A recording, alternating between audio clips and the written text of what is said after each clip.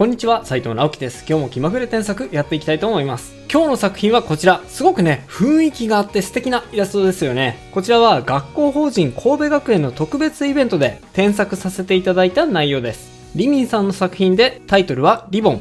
斉藤直樹先生はじめまして。このイラストは自分のキャラクターの一枚絵を描きたくて描きました。宙を浮いている様子を描きたかったのですが、体の構造がわからず不自然になってしまったかなというところ、神秘的な雰囲気にしたかったのですが、背景がうまく表せていないと思うところ、服の塗り方にいつも迷い、質感、立体感が出せない点あたりを添削していただけると幸いです。よろしくお願いします。とのことです。はい、このイラストね、すごく素敵ですよね。とてもね、コンセプチャルな絵ですよね。コンセプチャルっていうのは、コンセプトに基づいている。つまり、意図的な画面作りっていう意味で、作者の思いや意図が画面に強く現れているっていうことです。具体的に言うと、女の子が宙に浮いている。リボンが絡みついているっていう状況って、自然界にはね、存在しないシチュエーションじゃないですか。それってね、普通に考えて自然じゃないですよね。なのでこの絵は、そのある種異様なシチュエーション作りによって、作者の意図が書き表されているんだよっていうことがここからわかるわけです。ただね、こういうコンセプチャルなイラストって結構難しい点があって、それもあってね、リミンさんの意図がちょっと伝わりづらくなってしまっている部分があるんですよね。その部分がどうやったら伝わりやすくなるのかについても合わせて解説をしていこうと思います。それでは早速行ってみましょう。まずはちょっとここは今回の本題、コンセプトについては関係が薄いんですが、リミさんが気にされているキャラクター本体の描き方について添削をしていきます。リミさんは構造が分からずに不自然になってしまったっていう風におっしゃっていますが、僕はね、特に構造としてはそんなに不自然じゃないと思います。じゃあ何が不自然かっていうと、ちょっとね、下半身が小さいかなって思うところですね。これについてはこうやってポーズ人形を撮ってみると分かりやすいですが、カメラが膝の高さに近いところにあることも相まって、もうちょっとね、下半身は大きく描いた方が人体としては自然に見えると思いますね。やってみます。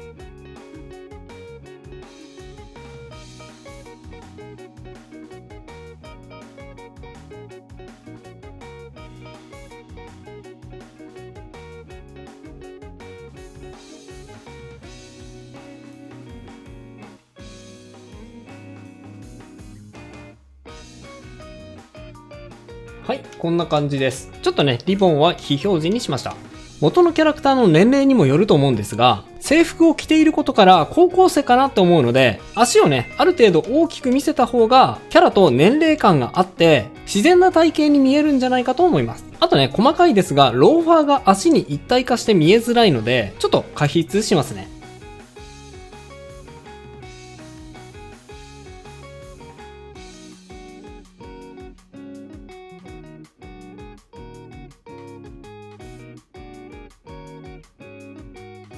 はい、こんな感じ。それと顔も少しだけ大きめなので調整しますね。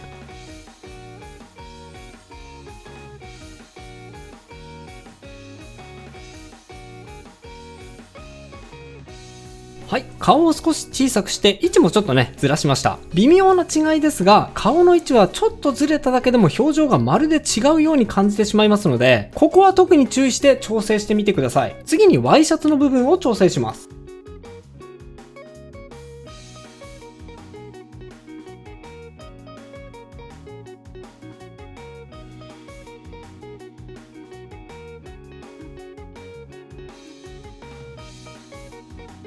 はい。ワイシャツは特に襟元ですかね。襟元は襟がピタッと首にくっついている感じだったので、少し余裕を持たせてあげると、より首元の空間が生まれていいと思いました。あとはネクタイについては一旦分け合って消してあります。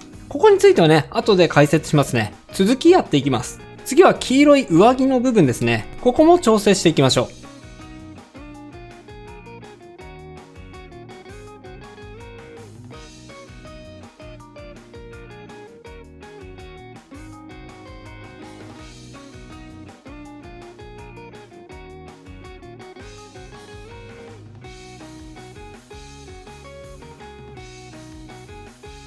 はい。上着については特に大きな変更はないんですが、あえて変更した部分については、このね、影の面積を増やしたことでしょうか。添削前は光が当たっている部分がほとんどだったんですが、そうするとキャラクターが真正面をまっすぐ向いていて、前後にね、全く傾きがないように見えてしまいます。それがね、ちょっとこう、直立不動みたいな感じでね、ポーズの硬さにつながってしまう部分があるので、上の面と下の面で明暗差をつけてあげると、自然な傾きが追加されていいと思います。次に顔の部分です。まずはここですね。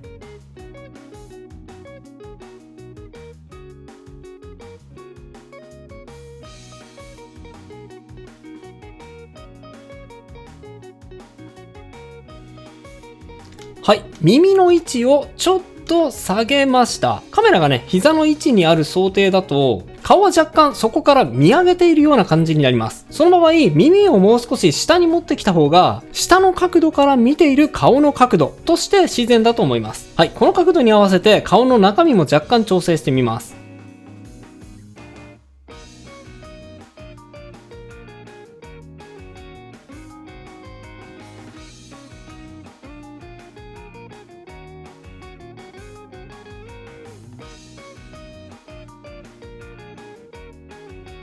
はい、こんな感じです。ポイントとしては、ちょっと見下ろしている感じを追加しました。このキャラは空中に浮いているわけですから、土正面よりも少し見下ろしている顔の角度、表情にしてあげると、さらに浮遊感が生まれて良いと思います。顔の中身の調整をしたので、合わせて前髪と横髪の調整も加えてみましょうか。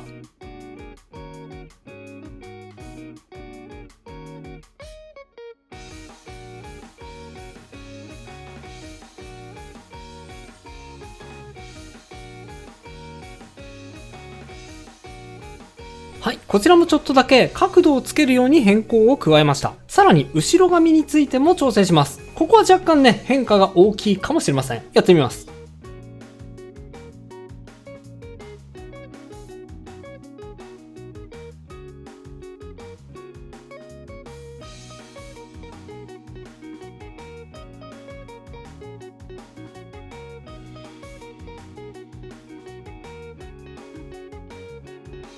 はい、後ろ髪で特に変更を加えたのが、この白い部分ですね。この光が当たって白飛びしている後ろ髪の部分です。元のね、最初の状態でもこの部分に強く光が当たっていたんですが、このリボンと髪の毛と肌の部分、ここが全て同じように明るくなっちゃっていたので、神秘的というよりかはちょっとね、見えづらく分かりづらい感じになっちゃっていました。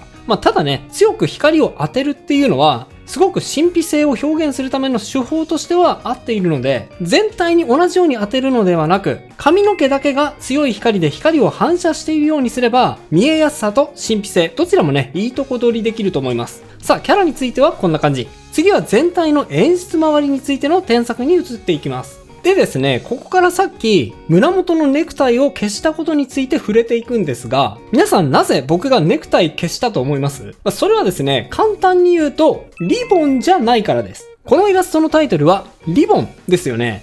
でもこの女の子はネクタイをしています。これだとこのイラストのコンセプトが分かりづらくなっちゃうんですよね。まずはリボンを描いてみましょう。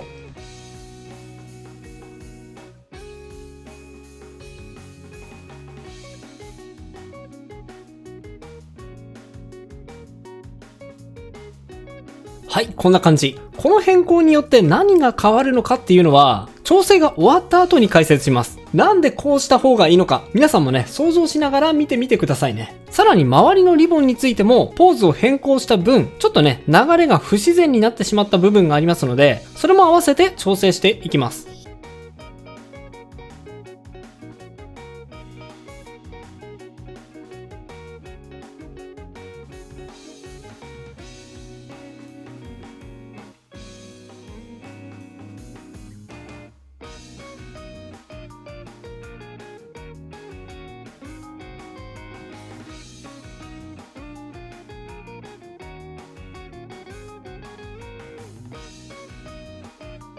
はい、こんな感じです。リボンの本数も若干ですが、元イラストよりも増やしてあります。あとは元イラストのようにチェック柄を足して密度を持たせてあげても見栄えが良くなりますね。簡単にですが、チェック柄も上から描いてみましょうか。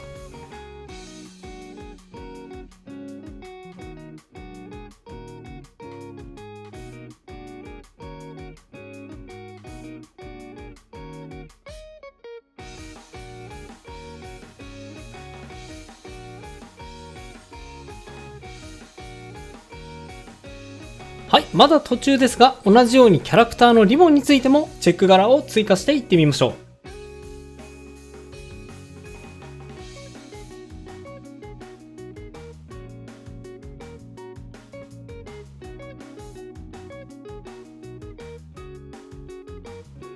はい、こんな感じ。仕上げにリボンの輪郭線も追加していきますね。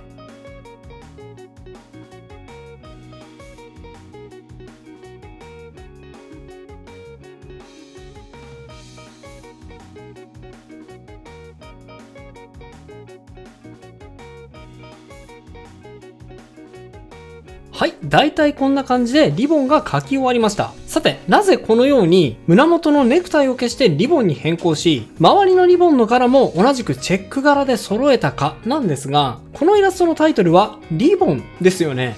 リボンが神秘的なまでに美しい女子高生の周りに絡みついていて、そのリボンは女の子をふんわりと包み込んでいるようにも見えれば、がんじがらめに拘束しているようにも見える。そういうね、演出のイラストです。これによってミリンさんが表現したかったのって、これはね、僕の想像ですよ。あくまでね、想像なんですが、おそらく相反する2つの感情です。女子高生の間の若さや美しさを肯定する気持ちと、それとは裏腹に、この美しさは女子高生っていう立場によって一瞬きらめいて見えるだけで、本当は女子高生っていうレッテルに縛られているだけなんじゃないか。そういうレッテルによっての輝きではなくて、私自身の本当の輝きって何なんだろうって自分の立場を呪っているような否定する気持ち。この2つの気持ちが微妙に絡み合っている様を絵にしているんだと思うんですよ。で、それを表現するためには、自分自身を可愛く見せているリボンが、同時に自分をがんじがらめに縛り付けているようにも見えなきゃいけないので、首元についているリボンと周りのリボン、これを同じものだと見ている人に思わせる必要があるんですよ。これネクタイだとね、同じものに見えませんよね。なので、自分自身を縛り付けているっていうニュアンスが、これだとね、ちょっと弱いんですよね。それがネクタイをリボンにした理由です。伝わりましたか？ちょっとね、熱く語りすぎたんですが、そういう演出意図があったんじゃないかと僕は想像しました。さて、最後の仕上げです。背景なんですが、多分ね、何を描くのか迷って、こんな風にね、雲を描いているんだと思うんですが、ここはもう思い切って何も描かないっていうのも手です。こうしちゃいます。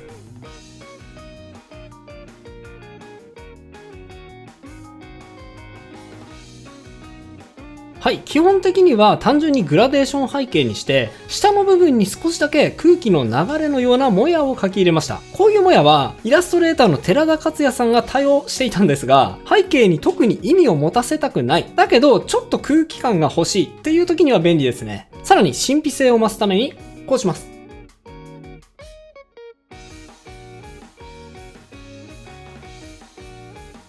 はい、キャラの周りに少しだけ光を追加しました。キャラが光って見えて、ちょっと神々しく見えますよね。これね、まだ足りないと思ったら、こうしましょ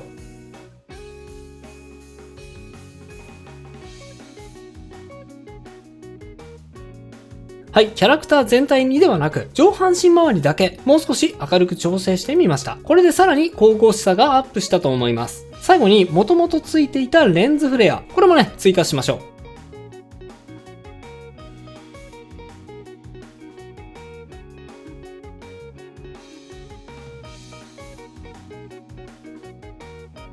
はい、今回の添削は以上となります。並べで比較していってみましょう。右がビフォー、左がアフターです。こんな風に変化しました。いかがでしょうか？キャラクターはね、もともと可愛く描けていたんですが、演出によってね、印象が変わったと思います。今回の添削では、作者の演出意図を想像しながら、その意図を見ている人に伝えるにはどうすればいいのか、という観点で添削を進めてきました。はい、最初はこんな状態だったんですが、キャラクターを少し見上げる形に調整して浮遊感をプラスするといいよという話をしました。そしてその後、キャラクターを美しく見せている、あるいはがんじがらめにしている象徴的な存在、リボンについての扱いを解説しながら、はい、コンセプチュアルな画面作りについて解説してきました。今日の動画はね、ちょっと難しい内容だったかなっていうふうに思いますね。動画を見ていて、コンセプトって大事なのはわかるんだけど、もっと具体的な例を見ないとわかりにくいなと思った人は、以前の動画を見ていただけると、さらに深く画面に意図を込めるにはどうすればいいのか理解していただけると思います。ぜひチェックしてみてくださいね。それでは最後にあのコーナー、気まぐれあっち向いてほいのコーナーです。いきますよ。僕にあっち向いてほいを仕掛けてくださいね。気まぐれあっち向いてほい。それではまた次回の動画でお会いしましょう。バイバイ。